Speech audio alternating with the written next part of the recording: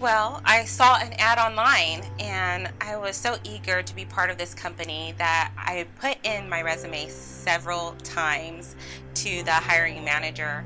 I just had gotten out of medical assisting school, stopped going to Eastville College, and I just wanted to find, a company that kind of represented me. With the Meier Clinic, I really felt like they just did a great job of, for me personally, like integrating psychological principles with biblical principles as well. They do a very good job of like treating the whole person. Okay, so spiritually, emotionally, physically. We also have psychiatrists here, and so just doing a holistic approach that I felt like was just a really good job of treating the whole person. And I thought it was just obviously my kind of worldview matched up with their worldview, and that was something that was really important to me. I'm really thankful because I was looking for a place that I could grow and really expand my knowledge since I want to go into the mental health field. Dr. Paul Meier, who was the one that started this clinic, he really kind of wanted to get rid of that stigma behind psychology and mental health. And I really wanted to kind of learn about that a little bit more and just kind of expand my knowledge. Anxiety and depression has been a part of my story for as long as I can remember, really. Being really young, isolated, I didn't have any kind of words for anxiety and depression. So I started counseling in 2007 consistently, and sort of over the years did it on and off, and then eventually decided that it was something I wanted to do for a living, to help other people. Specifically, there's a lot of it in my family. And so for me personally, that was, seeing it within my own family.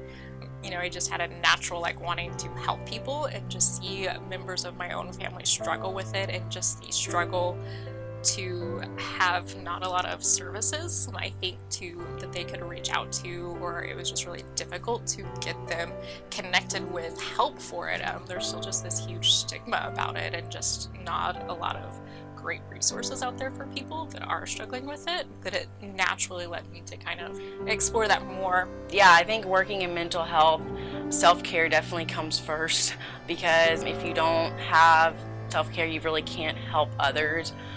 Absolutely. I mean, literally my entire job is to sit in a room with people and walk through some of the most difficult things that they're having to deal with at any one time. And so, yeah, it can be very emotional to sit and kind of walk through that with people. But at the same point, then as much as you get to experience the lows, then you also get to experience the highs and celebrate with them when they are actually on the other side of it.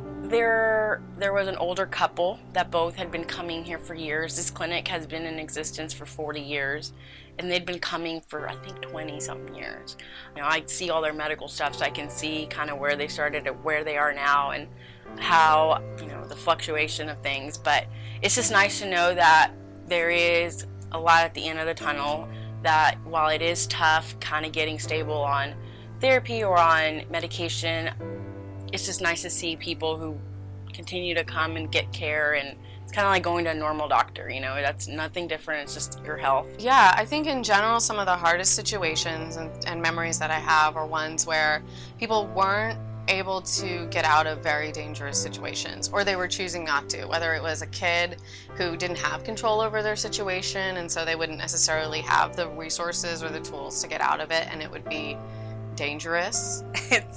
It's made me want to become whatever I want to become, which is a writer. And so it has really inspired me to write and to be the very best that I can be in my own skin, that I don't have to be like everybody else. Well, for sure, I know that I want to go into this field, but it's also kind of helped me be aware of who I am and just the things that I've gone through in my past and the things that I'm going through now. One, I think it's made me a healthier person. There's something about when you're trying to help people be healthy that it forces you to have to look at yourself and make sure you're living kind of the truth that you're speaking to people. So I think it forces me to be a healthier individual. I think it forces me to be grateful just for the life that I get to live and the things that, I get to do. I am truly blessed by God, I feel like, in getting to be in the profession that I am in, and getting to walk through, just these really vulnerable situations with people. So I'm blessed by seeing them just work through stuff. I love what I do. I genuinely love what I do.